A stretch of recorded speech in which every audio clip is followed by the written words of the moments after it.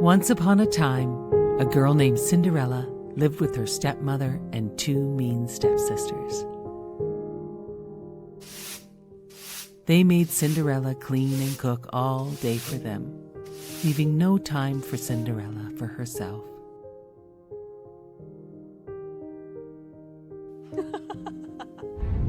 One day, the king and queen of their village announced a grand ball for all the young ladies to attend. It was time for their son, the prince, to find a bride. Cinderella had to help make dresses for her mean stepsisters. She had no time to make a dress for herself. She worked hard on the dresses for her stepsisters, and they just made fun of her. "Hurry up," said the stepmother. "I am trying very hard," said Cinderella, "as I want to get my dress started too."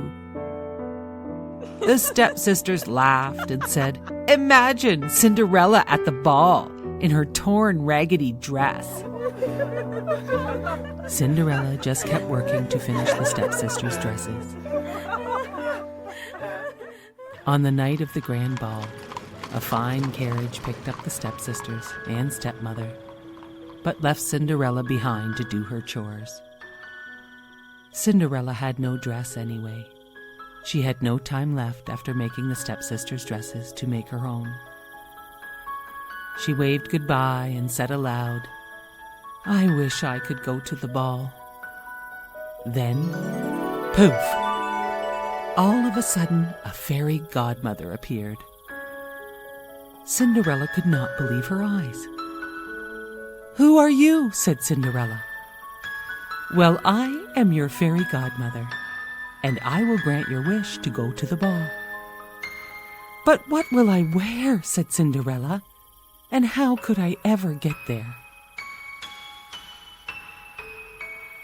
Then, poof! With a touch of her magic wand on Cinderella's head, Cinderella was dressed in the finest ball gown and special glass slippers that fit only her.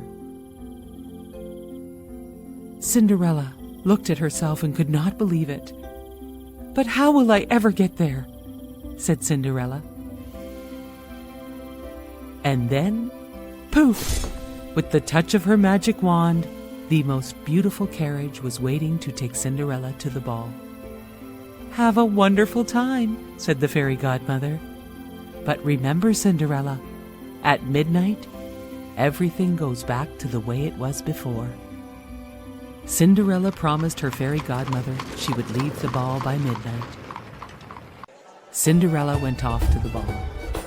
She met the prince and they danced all night. They danced, and they were having such a great time that Cinderella did not notice the time was slipping away. Dong! The clock rang. It was going to be midnight. Dong! Cinderella had to leave. The prince begged her to stay. She ran up the ballroom stairs, and one of her glass slippers fell off her foot. "Please stay," said the prince. "We have just met."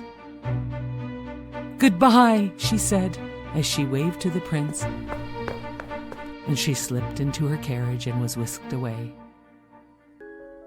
The prince was left standing on the ballroom stairs, holding Cinderella's glass slipper that had fallen off her foot. The prince knew he must find her by matching the glass slipper to the fair maiden Cinderella who fit that special shoe. The next day he visited all the fair maidens and finally found Cinderella, who fit the glass slipper perfectly. Her stepmother could not believe it. "How can this be?" said the stepmother. "I can't believe this," said one stepsister. "Cinderella fits the slipper?" said the other stepsister. The prince knew he had found his bride. Cinderella pulled the other glass slipper from her pocket. He said, Come with me to live in my castle, my future bride.